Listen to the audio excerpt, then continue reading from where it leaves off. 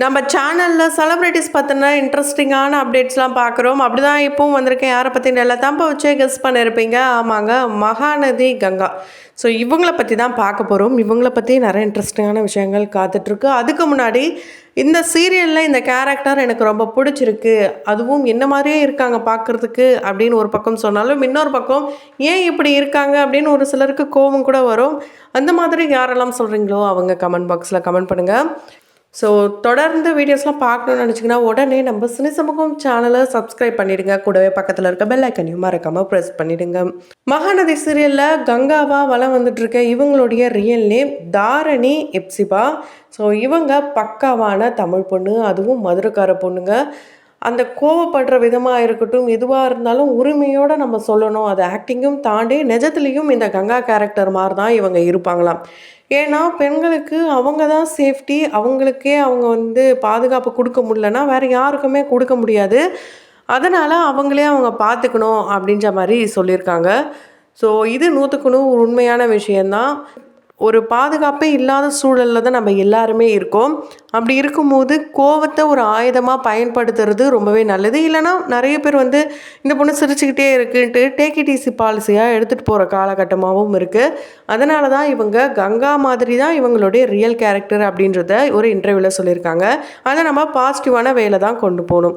And big pass வீட்டில் இருக்க கம்ரீதனுக்கும் இவங்களுக்கும் காதலா, வெளியே வந்ததுக்கப்புறம் திருமணமா, இது போலலாம் ஒரு சில தகவல்லாம் பரவிட்டுருக்கு. அதுக்கு முக்கிய காரணம் என்னென்னா, இவங்க 2 பேருமே மகாநதி சீரியலில் இவங்க கமிட் ஆனதுக்கு அப்புறமா ரீல்ஸ் போட ஆரம்பிச்சிட்டாங்க. எங்கே போனாலும் ஒன்றா போகிறது, வர்றது, ஃபோட்டோ ஷூட் எடுக்கிறது, இந்த மாதிரியான விஷயங்கள் பண்ணுறத பார்க்கும்போது ஒரு வேளை இருக்குமோ அப்படின்ற டவுட்டு தான் பல பேருக்கும் வந்திருக்கும். ஆனால் அந்த மாதிரி எதுவுமே இல்லையாங்க. எதனால் இவங்க இப்படி சொல்கிறாங்கன்னா, அதுக்கு ரீசன் ஒரு சீரியலில் புதுசாக, அதுவும் ஆல்ரெடி 2 கங்கா இருந்தாங்க. அந்த பேர் இவங்களுக்கு ரொம்பவே பிடிச்சிருக்கும். அப்படி இருக்கும்போது நம்ம புதுசாக போகிறோம், நம்மள ஆடியன்ஸ் ஏற்றுப்பாங்களான்ற ஒரு கேள்வியோடு இருந்துட்டு இருந்த சமயத்தில் தான் இவங்கள ஆடியன்ஸ் அக்செப்ட் பண்ண ஆரம்பிச்சிட்டாங்களாம்.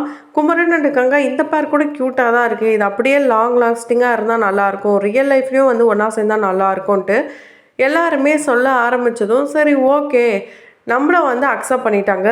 இன்னும் ரீச் ஆகணும், மக்களுக்கு நம்ம ரிஜிஸ்டர் பண்ணிக்கிட்டே இருக்கணும்னா நம்ம சோஷியல் மீடியாவில் ஆக்டிவாக இருக்கணும். அதுவும் பேராகவே ஆக்டிவாக இருந்தால் தான் இந்த பேர் மக்கள் மத்தியில் போய் சேரும் அப்படின்னு நினச்சி தான் இவங்க 2 பேரும் சேர்ந்து ரீல்ஸ்லாம் போட ஆரம்பிச்சிருக்காங்க. அதில் குறிப்பாக ஒரு ரீல்ஸ் பார்த்திங்கன்னா எங்கேயோ போயிடுச்சுங்க. ஆமாங்க, 2 பேருமே ஒரு அழகான ஒரு லவ்வபிள் கப்பலாக அண்டு தலையில் பூ வைக்கிற சீனாக இருக்கட்டும், அதுக்கப்புறம் 2 பேரும் சேர்ந்து இன்டர்வியூ கொடுக்குற விதங்களாக இருக்கட்டும், பார்க்கவே ரொம்ப அழகாக இருந்தது. ஆனால் குமரனா நிறைய பேர் ரசித்தாங்க, கம்ருதினா நிறைய பேர் சில விமர்சனங்களை பிக் பாஸில் பார்த்து சொல்லிட்டு இருக்காங்க. இவங்க 2 பேரும் நல்ல ஃப்ரெண்ட்ஸ் மட்டும்தானா. கம்ருதினே இந்த ஷோக்கு முன்னாடியே இவங்களுக்கு தெரிஞ்சதுனால இவங்க ஒரு இன்டர்வியூவில் சொல்லியிருப்பாங்க, இவங்களுக்குள்ள லவ்லாம் செட்டே ஆகாது அப்படின்ற மாதிரி சொல்லியிருப்பாங்க. அது ஒரு பாசிட்டிவான வேலை, ஃப்ரெண்ட்ஷிப் மட்டும்தான். ஏன்னா அந்த அளவுக்கு 2 பேருக்குமே நிறைய அச்சீவ் பண்ணணும்னு இருக்குது. அதெல்லாம் அச்சீவ் பண்ணிவிட்டு அவங்கவுங்க வாழ்க்கையில் அவங்கவுங்களுக்கு எப்போ யாரை பிடிக்குதோ அப்போ மேரேஜ் பண்ணிப்போம். இப்போ வரைக்கும் நாங்கள் 2 பேரும் தனித்தனியாக சிங்கிளாக தான் இருக்கோம் அப்படின்றத சொல்லியிருப்பாங்க. ஸோ கம்ருதீன் எப்போவுமே நிறைய பேசுவாராங்க அந்த ஷூட்டிங் ஸ்பாட்லேயும். அதுக்கு காரணம் அதிகமாக நம்ம அதிகமாக பேச தான் நம்ம என்ன நினைக்கிறோம் அண்டு நம்ம பிறந்ததுக்கான அர்த்தம் என்னன்றது நம்மளுக்கு புரிய வரும். அதை மக்களுக்கு புரிய வைக்கணும் தான் இவர் அதிகமாக பேசுகிறாராம். மற்றபடி இவருடைய ரியல் கேரக்டரே இது தாங்க. அவர் யாரும் தவறாக புரிஞ்சுக்க தேவையில்ல, எல்லாருக்கிட்டையும் ஃப்ரெண்ட்ஷிப்போடு தான் அவர் பழகிட்டு இருக்காரு. காதல் அப்படின்றது முன்னாடி இருந்த கங்கா கூட இருந்திருக்கலாம், ஆனால் இப்போ இருக்கிற கங்காவாகிய தாரணி கூட இல்லை. ஸோ இன்னொரு முக்கியமான விஷயம் என்னென்னா, தாரணியாக இருக்க இவங்க ஆல்ரெடி ஜெயந்தின்ற கேரக்டர் சிங்கப்பெண்ணு சீரியலில் பண்ணியிருப்பாங்க. ரீசெண்டாக சீரியலை விட்டு விலகிட்டாங்க மகாநதி கங்கா அப்படின்னு சொன்னதும், என்னது ஏன் சீரியலை விட்டு விலகிட்டாங்க, என்ன குமரனுக்கும் கங்காக்கும் செட்டே ஆகலையா, 3வது ஹீரோயின் மாறிட்டாங்க, என்னாச்சுன்னு கேட்டால் அவங்க சீரியல் விட்டு விலகினது உண்மை, ஆனால் மகாநதி சீரியல் கிடையாது, சிங்கப்பெண்ணை சீரியல். அதை பற்றி அவங்க விளக்கமும் கொடுத்துட்டாங்க. அவங்க என்ன சொல்லியிருக்காங்கன்னா, நான் இந்த இண்டஸ்ட்ரிக்கு எப்படியோ வந்துட்டேன், பை லக்குன்னு சொல்லலாம், எப்படியோ வந்துட்டேன். அந்த கிடைச்ச வாய்ப்பை நல்ல முறையில் பயன்படுத்திக்கணும்னு நான் நிறைய விஷயங்களை லேர்ன் பண்ணிக்கிட்டே இருக்கேன். அதை நான் பெருசாக யூட்டிலைஸ் பண்ணணும்னு நினைக்கிறேன். சும்மா என்னை கூப்பிட்டு ஒரு கேரக்டர் கொடுக்கணுமே, இந்த மாதிரி ஒரு ரோல் இருக்கணும் அப்படின்றதுக்காக சும்மாலாம் எனக்கு அந்த ரோல் தேவையில்லை. நான் ஒரு மெயின் ரோலில் பண்ணணும்னு ஆசைப்பட்றேன். கண்டிப்பாக அது என்ன மாதிரியான ரோலாக இருந்தாலும் ஓகே. அதுக்கான வாய்ப்பு நல்ல வாய்ப்பு கிடைக்கணுன்றதுக்காக தான் இருந்த வாய்ப்பை நான் விட்டுட்டேன் அப்படின்னு அவங்க சொல்லியிருக்காங்க. ஸோ ஜெயந்தி கேரக்டரும் நல்ல கேரக்டர் தான். இருந்தாலும் அவங்க நினைக்கிற அளவுக்கு அவங்களுக்கு இன்னும் வாய்ப்பு கிடைக்கணுன்றதுக்காக இந்த வாய்ப்பை மிஸ் பண்ணியிருக்காங்க. ஸோ அவங்க எடுத்த முடிவில் எந்த தப்பும் கிடையாது. ஏன்னா அது அவங்களுடைய சாய்ஸ். ஆரம்பத்தில் கிடைச்ச சீரியல்ஸ்லாம் கூட பண்ணியிருக்காங்க. சுந்தரி சீரியலில் சின்னதாக ஒரு ரோல் பண்ணியிருக்காங்க. அதுக்கப்புறம் கார்த்திகை தீபம் சீரியலில் வில்லி, மீனா சீரியலில் சுட்டி தங்கச்சி, அதுக்கப்புறம் சிங்கப்பெண்ணி சீரியலில் ஹீரோயினோட ஃப்ரெண்டு கேரக்டர் ஜெயந்தி, இப்படி ரொம்ப ஒரு முக்கியமான கேரக்டர்ஸ் தான் பண்ணிகிட்டு இருந்தாங்க. கூடிய சீக்கிரம் இவங்களுக்குன்னு தனியாக ஒரு லீட் கேரக்டர் வர அளவுக்கு இவங்களுடைய ரோல் கண்டிப்பாக பெருசாக பேசப்படும் அப்படின்னே சொல்லலாம். ஏன்னா இப்போ எல்லாருமே அதுக்கு தானே ஆசைப்பட்றாங்க. நம்ம தனித்துவமாக தெரியணும், ஒரு வேறு லெவலில் அச்சீவ் பண்ணணும் அப்படின்னு ஆசைப்பட்றாங்க. வாய்ப்புகள் நமக்கு வந்துடுச்சு. அதை எப்படியா நல்ல முறையில் பயன்படுத்தணும்னு நினச்சி தான் இவங்க பயன்படுத்திகிட்டு இருக்காங்க. இவங்க அம்மா கவர்மெண்ட் ஆஃபீஸராக இருந்ததுனால இவங்களுக்கு ட்ரான்ஸ்ஃபர் கிடச்சிதான் சென்னைக்கு. அதனால் இவங்களுடைய சின்ன தங்கச்சி இவங்க எல்லாம் 3 பேரும் ட்ரெயினில் ஏற போகிறாங்க. அந்த சமயத்தில் இவங்களுடைய அப்பா இவங்க கிட்ட, நீங்கள் 3 பேரும் அழகாக இருக்கீங்க, சென்னைக்கு வர போகிறீங்க, அங்கே போயிட்டு யாராவது நடிக்க கூப்பிட்றாங்க அப்படிலாம் கூப்பிட்டாங்கன்னா பார்த்துக்கணும், எதுவாக இருந்தாலும் நீங்கள் தான் பார்த்துக்கணும் அப்படின்னு சொல்லி அனுப்பிச்சாராம். அவங்க அப்பா அதை எதை மீன் பண்ணி சொன்னாருன்னு தெரியல. அந்த வாய்ப்பு இவங்க தேடி வந்ததும் இவங்க அப்பாவை அப்பா இது போல் நீங்கள் சொன்ன மாதிரியே நடந்துச்சுன்ட்டு ரொம்ப எக்ஸைட்மெண்ட்டோடு சொன்னாங்களாம். இவங்க அப்பா மதுரையில் தனியாக இருக்காராம்.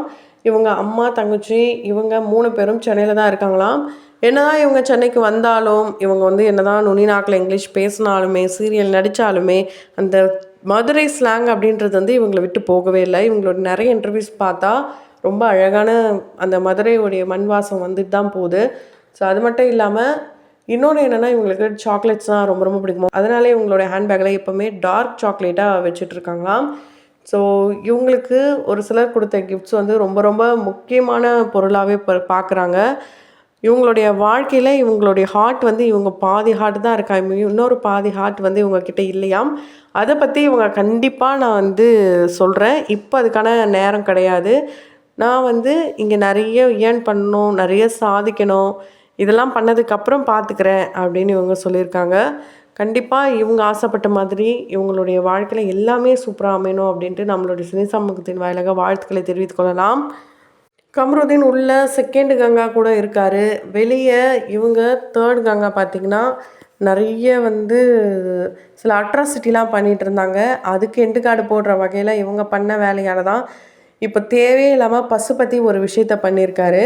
ஸோ இது எல்லாம் உண்மையும் கூடிய சீக்கிரம் வெளிவரும். இதுக்கான ஒரு முற்றுப்புள்ளி கிடைக்கும். இருந்தாலும் இப்போ இந்த ட்ராக் தேவையில்லை, குமரன் கேரக்டர் இல்லைனா இது போலலாம் எடுப்பீங்களா அப்படின்னும் சில விமர்சனங்கள் வந்துட்டுருக்கு. இதை பற்றியும் நீங்கள் என்ன நினைக்கிறீங்க? உங்களோட கருத்துக்களை கமெண்ட் பாக்ஸில் மறக்காமல் கமெண்ட் பண்ணுங்கள். தொடர்ந்து வீடியோஸ்லாம் பார்க்கணும்னு நினச்சிங்கன்னா உடனே சேனலை சப்ஸ்கிரைப் பண்ணிவிட்டு பக்கத்தில் இருக்க பெல் ஐக்கனையும் மறக்காமல் ப்ரெஸ் பண்ணிவிடுங்க.